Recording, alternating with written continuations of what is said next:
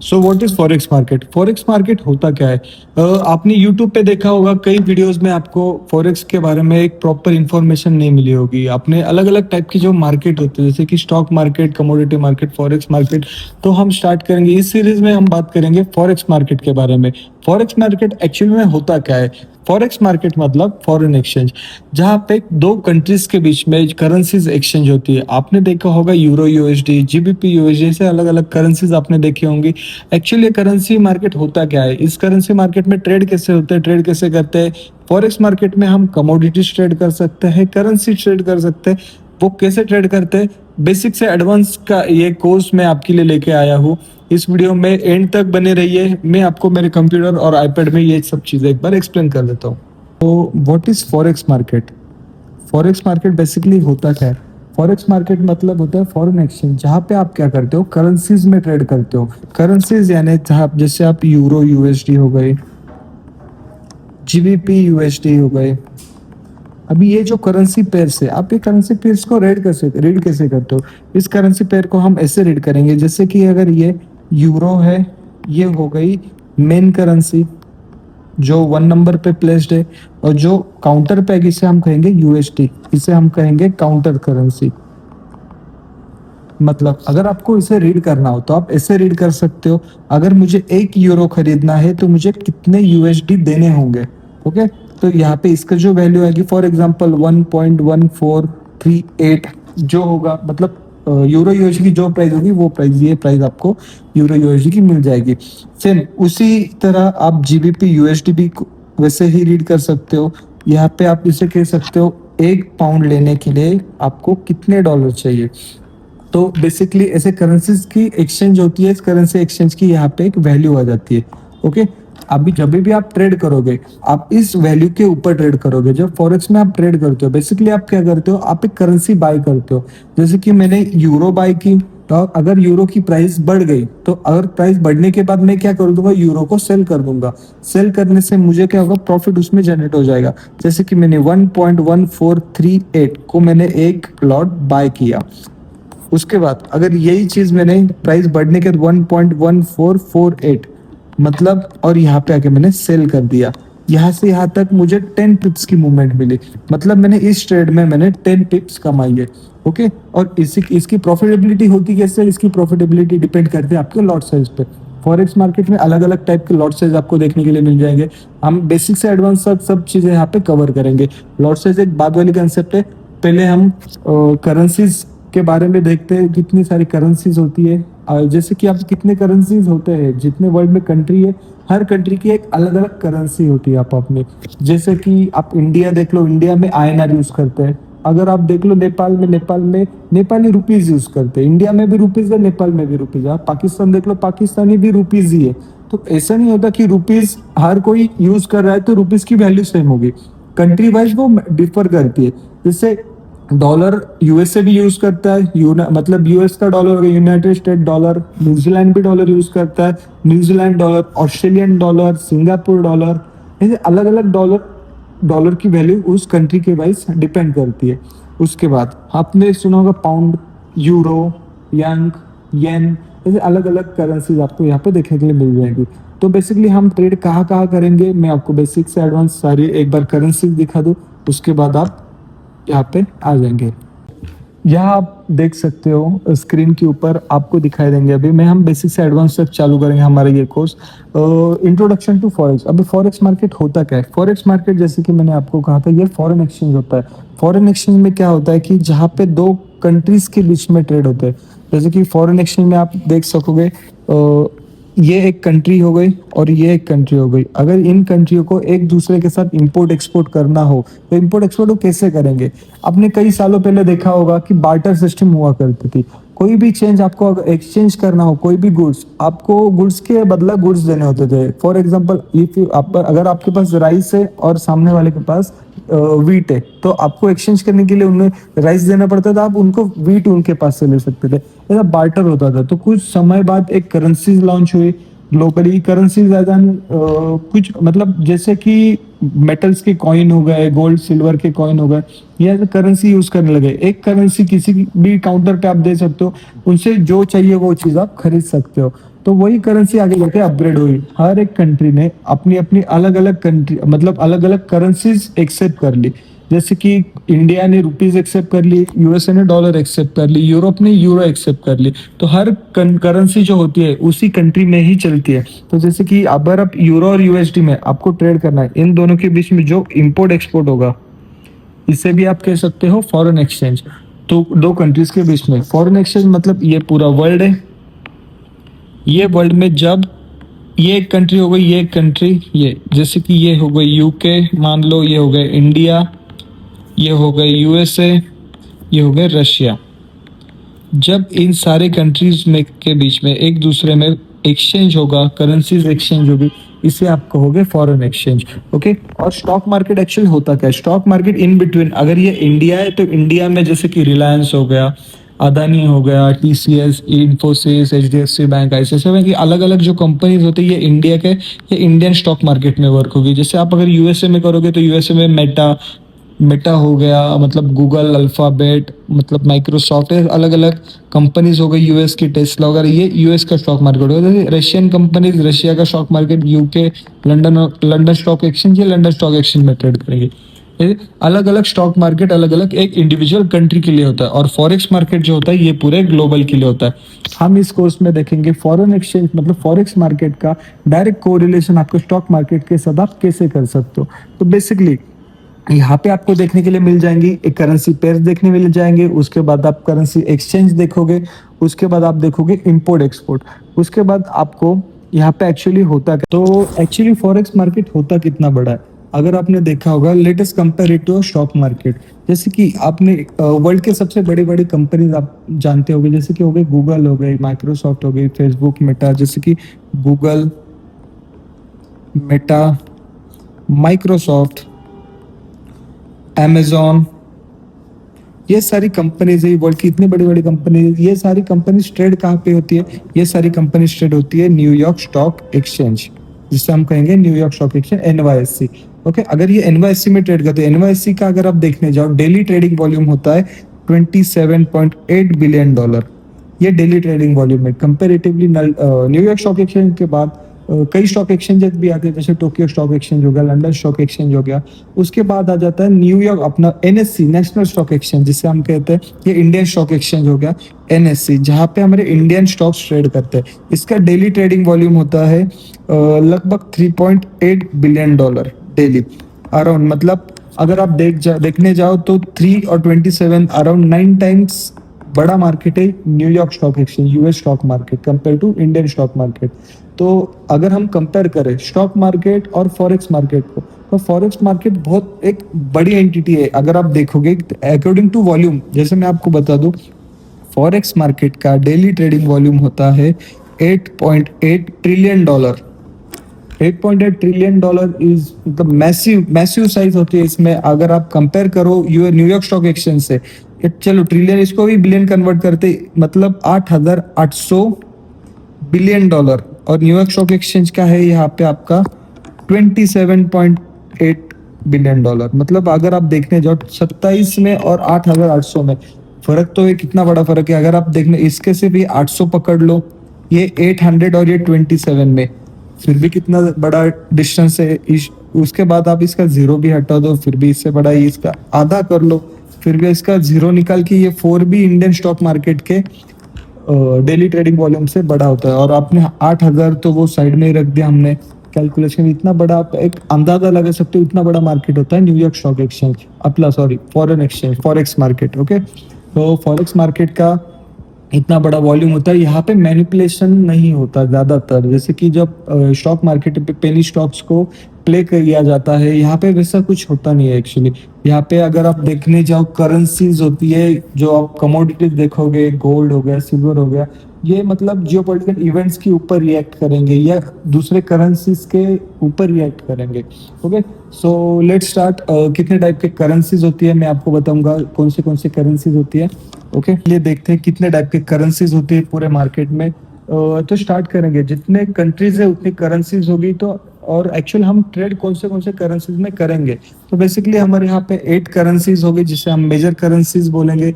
Major currencies मतलब सबसे पहली करेंसी आती है यूनाइटेड स्टेट डॉलर, जिसे आप यूएसडी कहते हो। यूएसडी ये कॉमन करेंसी है, प्राइमरी करेंसी है पूरे फॉरेक्स मार्केट की। उसके बाद आती है यूरो। यूरो ये यूरोप की करेंसी है। Europe as a continent, Europe में 27 कंट्रीज होते हैं, 27 में से 19 countries as a euro currency use कर रही है। अगर आपको यूरोप में आप रह रहे हो, यूरोप के किसी भी कंट्री में आपको अगर ट्रैवल करना है जो 19 कंट्रीज में, आप 1 यूरो की नोट आप 19 कंट्रीज में आप खर्च कर सकते हो। जैसे कि अगर उसके बाद जापानीज थर्ड करेंसी होती है जापानीज येन। ये जापान की करेंसी है, थर्ड मोस्ट ट्रेडेड करेंसी होती है फॉरेक्स मार्केट की। उसके बाद आ जाएंगे हम जीबीपी। जीबीपी जिससे हम कहते हैं ग्रेट ब्रिटेन पाउंड, ये होती है यूनाइटेड किंगडम की करेंसी। उसके बाद स्विट्जरलैंड फ्रांक, सीएचएफ जिसे हम कहते हैं, ये स्विट्जरलैंड की करेंसी है। अभी स्विट्जरलैंड भी यूरोपियन ही कंट्री है, पर ये 19 कंट्री जैसा मतलब यूरो नहीं यूज करता। ये इंडिविजुअल इसकी स्विस फ्रांक करेंसी, ये खुद की करेंसी यूज करता है। उसके बाद हमने देखा कैनेडियन डॉलर इंडेक्स जिसे आप कैड कहते हो। उसके बाद आ गए एयूडी जिसे आप ऑस्ट्रेलियन डॉलर कहते हो। उसके बाद आ गए न्यूजीलैंड डॉलर जिसे आप मतलब न्यूजीलैंड की करेंसी है। ओके, बेसिकली ये 8 मेजर करेंसीज होती है। इन करेंसीज के बीच में हमें ट्रेड करना होता है। उसके बाद अभी हम देखें करेंसी पेयर्स क्या होते हैं। करेंसी पेयर बेसिकली क्या होता है? करेंसी पेयर्स मतलब बेसिकली अभी यहाँ पे आ गए यूरो यूएसडी। जैसे आप देख सकते हो यहाँ पे यूरो यूएसडी इस जो 1 नंबर पे यहाँ पे जो करेंसी है जिसे हम बेस करेंसी कहते हैं। जो 2 नंबर पे करेंसी दिख रही है आपको, इसे आप जहाँ पे यूएसडी से आप काउंटर करेंसी या कोड करेंसी आप कह सकते हो। जैसे कि अगर ये है यूरो और ये यूएसडी, इसे आप रीड भी कैसे कर सकते हो?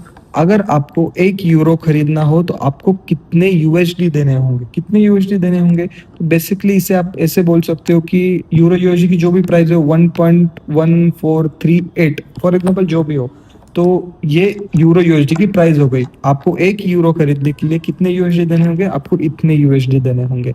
ओके, तो बेसिकली ऐसे हम रीड कर सकते हैं करेंसी पेयर्स। जो यूरो यूएसडी हो गया जो प्राइमरी करेंसी होती है, और ये जो नंबर पे है सेकेंडरी करेंसी होती है, कोड करेंसी जिसे हम कहते हैं। ओके, उसके बाद हम मेजर करेंसी पेयर्स देखेंगे। तो अभी यहाँ पे करेंसी पेयर्स कितने टाइप के होते हैं?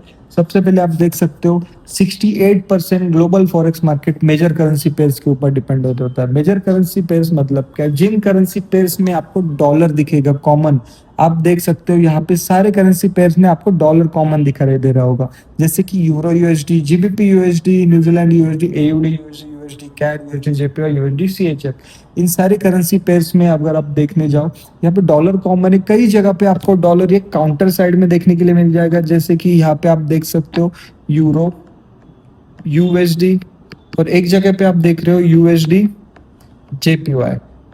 ओके, अभी यूएसडी कई जगह पे काउंटर है, कई जगह पे मेन करेंसी मेन साइड पे। ऐसा क्यों होता है?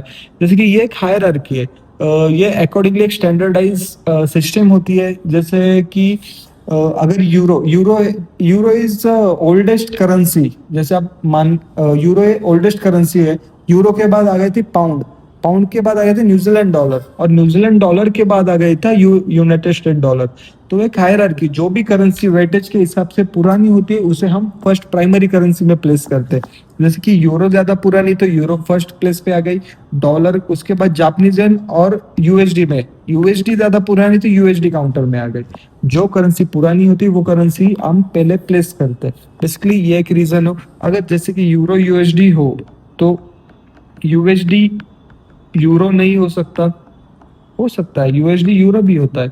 अगर आप देखने जाओ मैं आपको दिखाऊंगा। अगर स्क्रीन पे चलते हैं, यहाँ अगर आप देखोगे यूरो यूएसडी, अगर आप देख सकते हो यूरो यूएसडी के आपको बहुत सारे एग्जांपल्स आपको यहाँ पे दिख रहे होंगे। जैसे कि आप कोई भी उठा लो इसमें से, आपको एक यूरो यूएसडी की यहाँ पे प्राइस मिल जाएगी। ओके, अगर आप देखो यहाँ पे यूएसडी यूरो, यूएसडी यूरो देखो तो आपको यहाँ पे सिर्फ पहले 2 ऑप्शंस मिलेंगे, बाकी यहाँ पे मिलेंगे नहीं, क्योंकि आप यहाँ पे इसमें ट्रेड नहीं कर सकते हो। इसका खाली आप चार्ट विजिबल होगा, ये पूरा अपोजिट चार्ट होगा यूरो यूएसडी का, प्रॉपर रेप्लिका ये फॉर्म करेगा आपको पूरे चार्ट पे यूरो यूएसडी में। उसके बाद उसके बाद देखते हैं ये करेंसीज हो गई। उसके बाद मेजर करेंसी के बाद आ गई minor currency. Minor currency pair में आपको क्या देखने मिल जाएगा, डॉलर छोड़ के बाकी ये सारी जो मेजर करेंसीज है, ये सारी करेंसी जब एक दूसरे के साथ पेयर करती है, इन्हें हम माइनर करेंसी पेयर कहते हैं। माइनर करेंसी पेयर जैसे कि जीबीपी जेपीआर हो गया, यूरो जीबीपी हो गया, जीबीपी सीएचएफ, न्यूजीलैंड सीएचएफ, ऐसे 42 माइनर करेंसी पेयर्स होते हैं। इन सारों का कोरिलेशन मतलब ये सारे माइनर करेंसी एक दूसरे के साथ पेयर करते हैं। उसके बाद आ गया एक्सोटिक करेंसी पेयर। अभी एक्सोटिक करेंसी पेयर में आप देख सकते हो सबसे पहले करेंसी पेयर आ गई यूएसडी आईएनआर। अभी यूएसडी आईएनआर ये जो करेंसी है, यूएसडी मतलब आईएनआर एक्सोटिक क्यों है, क्योंकि आईएनआर इंडियन रुपीज हमारी इंडिया की करेंसी है। India as a developing nation है, ये डेवलप नेशन नहीं है। जो भी कंट्री डेवलप्ड है वो मेजर करेंसीज में आती है, और जो डेवलपिंग है वो मेजर करेंसीज में नहीं आती है। इसलिए यहाँ पे एक वोलाटिलिटी आपको देखने के लिए मिल जाएगी, एक प्रॉपर इंपोर्ट एक्सपोर्ट नहीं मिलेगा, इनके चार्ट प्रॉपर से फॉर्म नहीं होते, यहाँ पे आप ट्रेड करेंगे आपको वॉल्यूम नहीं मिलेगा, एक कंसिस्टेंसी नहीं मिलेगी। इसलिए उसके बाद अगर यूएसडी दानिश क्रोना डीडीके जिसे हम कहते हैं, SGD Singapore dollar, South African rand, ये करेंसी पेयर्स होते हैं। उसके बाद यूएसडी जार, ये दो करेंसी पेयर्स होते हैं। यहाँ पे ज्यादा आप मतलब आपको मतलब हाई वोलेटिलिटी मिलेगी, जैसे कि आपको इनका चार्ट दिखा देता हूँ। जैसे हो गया SGD और ZAR Singapore dollar and South African rand. अगर इस करेंसी को आप देखोगे, करेंसी में आप इनकी चार्ट्स देखोगे comparatively compare to euro USD, यहाँ पे आपको सारी कैंडल्स मार्केट पूरा साइडवेज मिल जाएगा। ओके, यहाँ पे अगर देखोगे, यहाँ पे प्रॉपर एक कैंडल आइडेंटिफिकेशन नहीं होगा। आप उसके अगर नीचे भी टाइम फ्रेम पे लेके आओगे तो यहाँ पे आपको और ज्यादा कैंडल्स खराब दिख रहेगी। यहाँ पे आप टेक्निकल एनालिसिस नहीं कर सकते हो, जैसे कि यहाँ पे। उसके बाद आपने देख लिया PKRINR, ये भी एक माइनर करेंसी है। के पाकिस्तान रुपए, इंडियन रुपी। इस करेंसी पेयर में भी देखो आप, ये देखो यहाँ पे तो आपको चार्ट अच्छे से मिलेंगे ही नहीं। ये माइनर करेंसी, इसलिए हम माइनर करेंसी में ट्रेड नहीं कर सकते।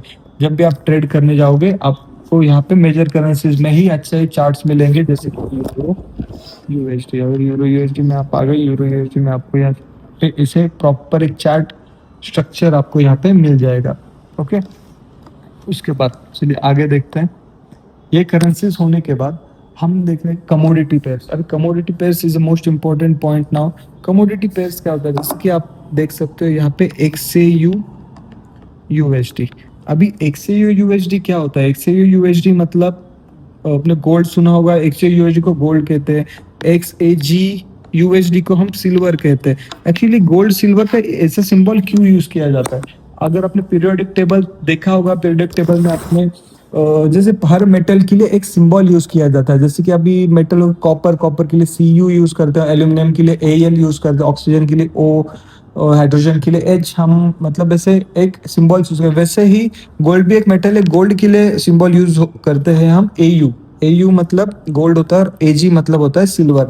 यहाँ पे हम ऐसे बोल सकते हैं, हमें एक गोल्ड खरीदने के लिए हमें कितने डॉलर पे कर रहे हैं हम। यहाँ पे डॉलर में आपको यहाँ पे प्राइस आएगी, जैसे कि फॉर एग्जाम्पल 614, ये हो गई गोल्ड की प्राइस। ओके, जैसे यहाँ पे आप चेक करोगे XAG USD मतलब आपको सिल्वर खरीदने के लिए कितने डॉलर देने होंगे, यहाँ पे आपको सिल्वर की प्राइस मिल जाएगी। ओके, उसके बाद आप देख सकते हो यहाँ पे है यूएस ऑयल। यूएस ऑयल मतलब एक क्रूड ऑयल है जिसकी प्राइस आपको डॉलर में मिलेगी। डॉलर में मतलब क्रूड ऑयल की प्राइस आपको यहाँ पे डॉलर में। आप यूएस ऑयल भी देख सकते हो, आपको यूके ऑयल भी मिलेगा। यूके ऑयल मतलब बर्नार्ड ऑयल, जो आपको मतलब पाउंड में जिसकी वैल्यू आप देख सकते हो। उसके बाद XNG USD, NG मतलब as an natural gas, NG stand for natural gas. उसके आगे आ गया USD। ओके, XNG USD ये एक नेचुरल गैस है, नेचुरल गैस में आप ट्रेड कर सकते हो। ओके, ये स्पॉट मार्केट में आप ऐसे ट्रेड कर सकते हो। उसके बाद कमोडिटीज के बाद हम आ गए करेंसी इंडेक्स। अभी करेंसी इंडेक्स होते क्या है, करेंसी इंडेक्स कितने टाइप के, हर करेंसीज का आप अपना एक इंडेक्स होता है। जैसे कि अगर कोई भी कंट्री की आपको अगर मतलब उसकी कंट्री की कंडीशन देखनी हो तो आप क्या देखोगे, बेसिकली आप देखते हो जीडीपी देखते हो, जीडीपी बढ़ रहा है बढ़ रहा है, उनका इन्फ्लेशन देखते हो, वहाँ पे आप अनएम्प्लॉयमेंट रेट देखते हो, मैन्युफैक्चरिंग इंडेक्स देखते हो, कंज्यूमर्स की प्राइस इंडेक्स देखते हो। ये सारी चीजें अलग अलग डेटा होता है, वो कलेक्ट करके कलेक्टिवली एक कंट्री की कंडीशन आपको बताता है। तो अगर आपको वो सब चीज एक ही जगह पे अगर आपको देखनी हो तो आप कहाँ देख सकते हो, you can see it on currency index. Currency index मतलब जैसे कि डॉलर इंडेक्स आपको डॉलर की कंडीशन बताएगा, तो डॉलर ग्लोबली कहाँ पे स्टैंड कर रहा है। उसके बाद आप यूरो इंडेक्स हो गया, E X Y, A X Y, B X Y, British pound index, ऐसे अलग अलग हर कंट्रीज के एक एक इंडेक्स होंगे। ये इंडेक्स आप यूज कर मतलब देख सकते हो ग्लोबली उनकी कंट्री की कंडीशन देखने के लिए। ओके, ये यही कर मतलब जैसे कि अगर आप यहाँ पे देख जाओ, जैसे हम देख सकते हैं यहाँ पे, आप अगर देखो यूरो यूएसडी। ओके, अगर आप यहाँ पे करेंसी इंडेक्स देखो ई एक्स वाई, अगर इस करेंसी कंडीशन में अगर यूरो की प्राइस, यूरो इंडेक्स बढ़ गया, अगर यूरो इंडेक्स बढ़ता है तो यूरो की प्राइस वहां पे बढ़ती है। अगर यहाँ पे क्वेश्चन देखो कैसे आ जाता है, अगर एक यूरो बाय करने के लिए आपको कितने यूएसडी देने पड़े थे, अगर अब यूरो महंगा हो गया तो आपको बेसिकली आपको प्राइस हायर पे करनी होगी, मतलब ज्यादा डॉलर देने होंगे। यूरो की प्राइस बढ़ गई है तो आपको ज्यादा डॉलर पे करने होंगे वो यूरो खरीदने के लिए। उसी जगह पे अगर यूरो की प्राइस कम हो गई, अगर यूरो की प्राइस कम हो गई तो उसी यूरो को खरीदने के लिए आपको यहाँ पे कम डॉलर देने होंगे, तो यूरो यूएसडी की प्राइस भी यहाँ पे कम हो जाएगी। ऐसे आप एक कोरिलेशन देख सकते हो करेंसी इंडेक्स का करेंसी पेयर्स के साथ। हम बेसिकली इनका प्रॉपर कोरिलेशन समझेंगे अगले आने वाले सीरीज में। मैं आपको करेंसी का कोरिलेशन बताऊंगा हर किसके साथ कैसा होता है। ओके, उसके बाद हम देखते हैं। ओके, तो बेसिकली फॉरेक्स मार्केट में सबसे बड़े बड़े प्लेयर्स होते कौन है। फॉरेक्स मार्केट एक्चुअली होता क्या, फॉरेक्स मार्केट में सबसे बड़े प्लेयर ग्लोबल, जो सुना होगा वर्ल्ड बैंक सुना होगा आपने, जो हर कंट्री के ऊपर एक लोन है। मतलब यूएसए तो सबसे बड़ी कंट्री है, यूएसए के ऊपर सबसे ज्यादा लोन है। वो लोन लेता किन से, ये लोन लेते हैं वर्ल्ड बैंक से। World Bank as an Dutch bank, JP Morgan, UBSC तो आपने सुना होगा। ये जो बैंक्स होते हैं ये 43% पूरा ग्लोबल फॉरेक्स मार्केट का फंड इनके पास होता है। जैसे कि कोई भी ट्रेड आपको अगर करना हो, ये ट्रेड आपको करना हो तो ये थ्रू बैंक्स आपको करना होता है, एलपी के थ्रू करना होता है, लिक्विडिटी प्रोवाइडर्स के थ्रू करना होता है, जिसे आप बैंक्स कहते हो। ओके, तो बैंक्स का ग्लोबल फॉरेक्स मार्केट में 43% सबसे बड़ा इन्वॉल्वमेंट होता है। उसके बाद अदर लार्ज पार्टिसिपेंट्स, जैसे कि आप देख सकते हो अदर लार्ज बैंक हो गए या कंपनीज हो गई। अगर एक कंपनी फॉरेक्स मार्केट में कैसे वर्क करेगी, अगर क्या लगता है आपको, जैसे कि ये एप्पल है।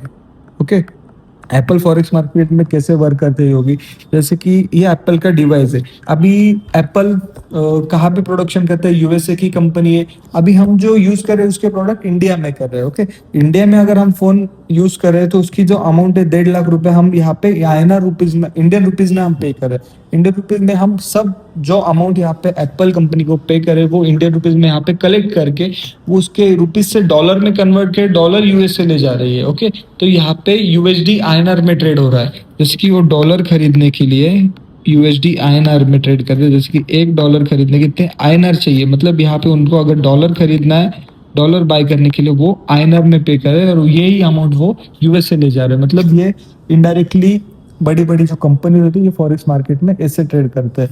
ओके, उसके बाद आगे फॉरेक्स ब्रोकर, रिटेलर्स, मतलब इनके लिए 24% मार्केट होता है और 10% जो मार्केट होता है वो ईच ओपन फॉर अस, मतलब एक इंडिविजुअल जो ट्रेडर्स होते हैं ये सारे 10% में ट्रेड करते हैं। ओके, तो ये हो गया बेसिकली क्या होता है फॉरेक्स मार्केट। आप इसमें समझ सकते हो सारी करेंसीज के बारे में, कितने करेंसीज हमने देखे। ओके, उसके बाद हम देखेंगे अभी बेसिक ट्रेडिंग कंसेप्ट्स।